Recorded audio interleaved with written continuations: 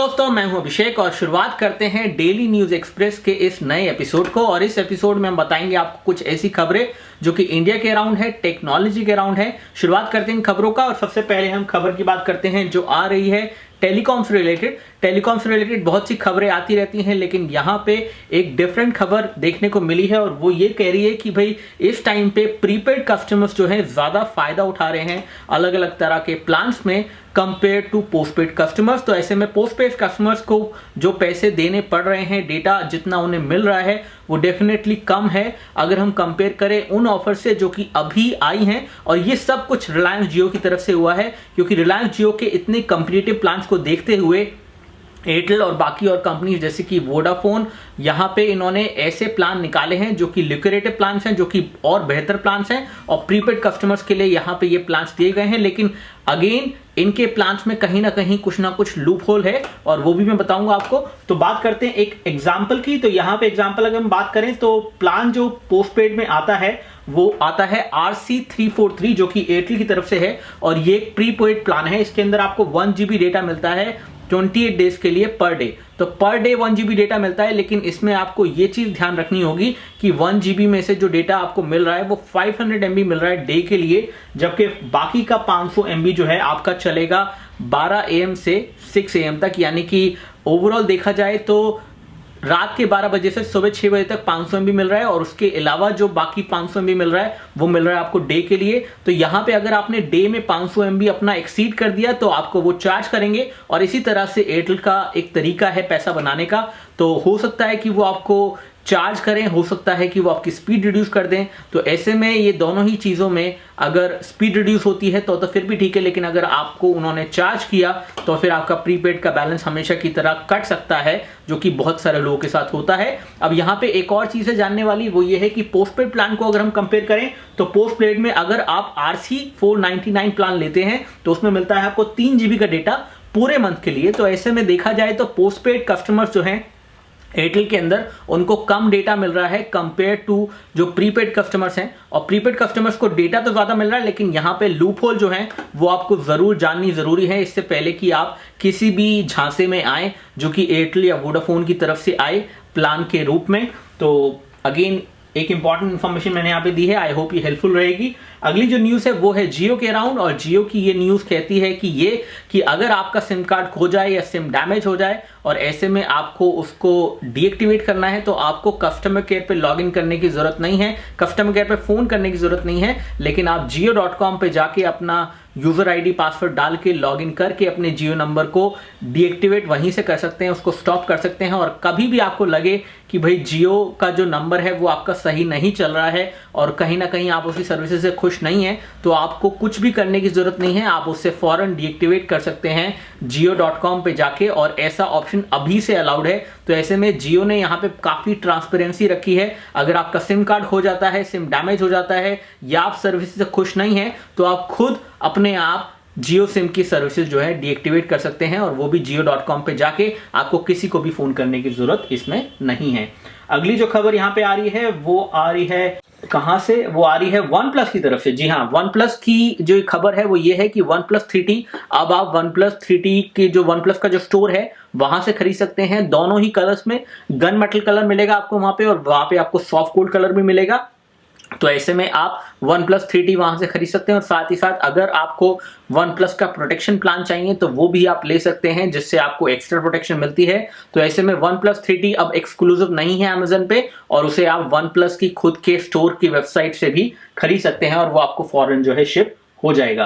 इसके बाद जो अगली न्यूज है वो है नोकिया के अराउंड, और ये एक एक्साइटिंग चीज है यहाँ पे, क्योंकि नोकिया के डिवाइसेस की जो लॉन्च डेट है उसके बारे में ऑलमोस्ट एक कंफर्मेशन मेरे पास आ गई है, ऑफिशियल कंफर्मेशन आ गई है कि नोकिया के डिवाइसेस इंडिया में आएंगे मई के एंड तक या जून के फर्स्ट वीक में। तो अप्रैल में नोकिया का कोई भी फोन इंडिया में लॉन्च नहीं होने वाला है, लेकिन हाँ मई के अंदर नोकिया के डिवाइसेस जो हैं इंडिया में आने शुरू हो जाएंगे, और हो सकता है कि मई एंड या जून के फर्स्ट वीक में आपको इंडिया में नोकिया के नोकिया 3, नोकिया 5, नोकिया 6 और साथ ही साथ नोकिया 3310 जो न्यू वर्जन है वो भी आपको मिल जाएगा।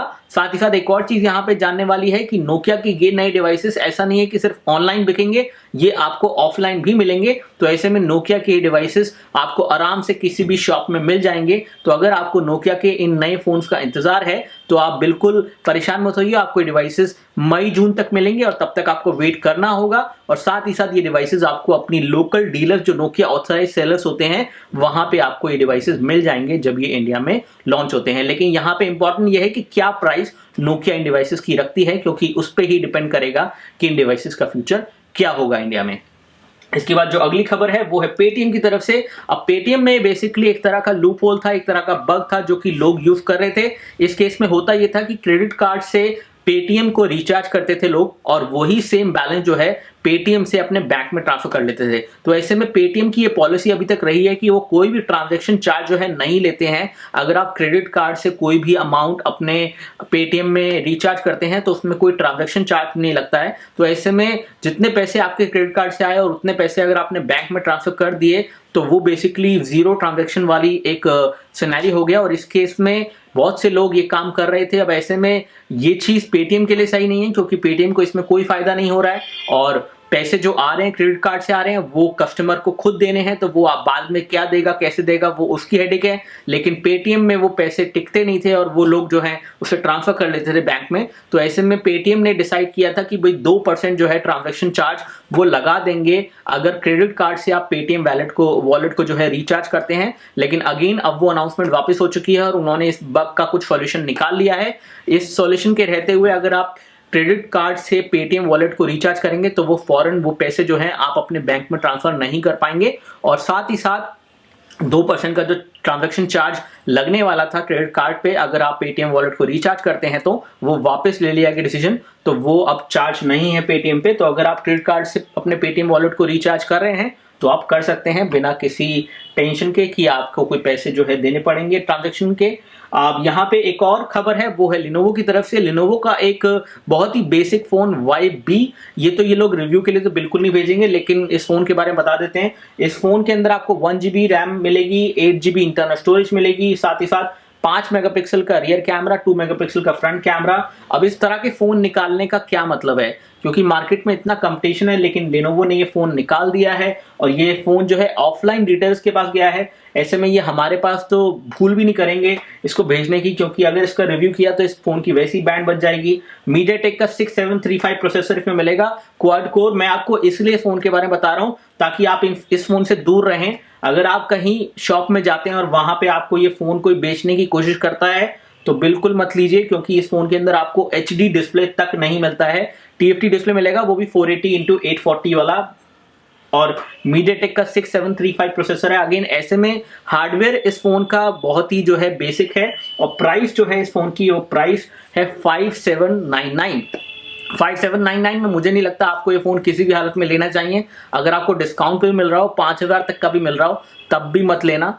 लेनोवो का ये नया फोन जिसका नाम है लेनोवो Y-B, तो ये Y-B बेसिकली A सीरीज का एक रिप्लेसमेंट है और बिल्कुल बजट फोन है और मेरे हिसाब से आपको इसे कंसिडर नहीं करना चाहिए। बाकी अगर इसका रिव्यू हमने किया, जो कि हम तो करेंगे नहीं वैसे, लेकिन अगर किया तो आपको और इसके बारे में बता देंगे। स्पेसिफिकेशन देख के ऐसा नहीं लग रहा है कि ये फोन किसी भी तरह से इंप्रेसिव है। ऐसे में आपको पैसे और सेव करना चाहिए अगर आपका टाइट बजट है तो, और आप कोई और फोन लीजिए, Xiaomi वगैरह का ले लीजिए, या फिर मोटोरोला का Moto E3 पावर आप ले सकते हैं, वो फिर भी मैं सजेस्ट कर दूंगा। लेकिन ये Lenovo का Y-B सीरीज का फोन मत लेना, इसमें तो डिस्प्ले भी इतना बेकार है।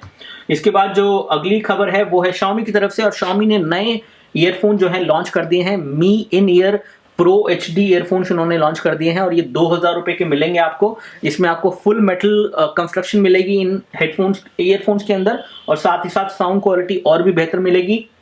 ओवरऑल देखा जाए तो ये प्रीमियम जो Xiaomi के ईयरफोन्स थे उनमें और प्रीमियम ये हैं Pro HD, साउंड क्वालिटी और बेहतर होने वाली है इनमें।